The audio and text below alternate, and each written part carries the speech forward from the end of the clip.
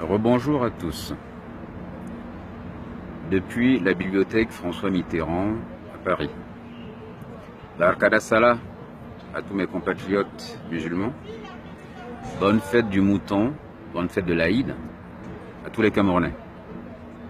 Il m'a souvent été reproché de ne pas trop communiquer, mais j'ai décidé d'y remédier en communiquant et en vous faisant savoir un certain nombre de points de vue, d'aspects de notre vie politique qui seront peut-être novateurs par rapport à ce qui est fait depuis quelque temps, mais qui ont le mérite d'être francs et sincères et qui établissent une relation directe entre vous et moi, bilatérale.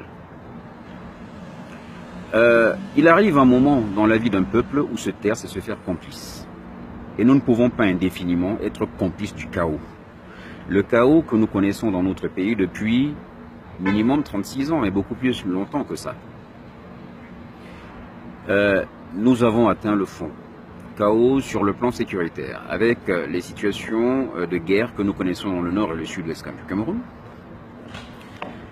Chaos sur le plan social, avec une hausse inextinguible de la famine et de la pauvreté, avec des indices de pauvreté multidimensionnels qui sont extrêmement alarmants aujourd'hui, avec une situation économique qui va de mal en pis et où les prébendes sont toujours partagées entre certains oligarques au détriment du bien du peuple. Retenez qu'à chaque fois qu'on parlera en fait du bien du peuple, cette petite caste de personnes du sérail l'entendra autrement, l'interprétera autrement.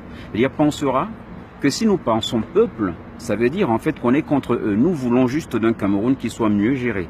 Nous voulons juste d'un Cameroun qui offre des perspectives. Nous voulons juste d'un Cameroun qui donne une égalité des chances à tous ses enfants et où ils fassent bon vivre comme autrefois. Ceux qui sont beaucoup plus jeunes ne l'ont pas connu. Nous, on a connu ce Cameroun-là et nous avons une responsabilité historique. Je dis bien historique que de changer cela. Nous avons des élections qui arrivent dans moins de 2 mois. Prenons nos responsabilités. Pour ceux qui sont au Cameroun, prenez vos responsabilités. Allez faire du porte-à-porte. Au niveau maintenant de l'opposition camerounaise, il va falloir effectivement arriver à une coalition.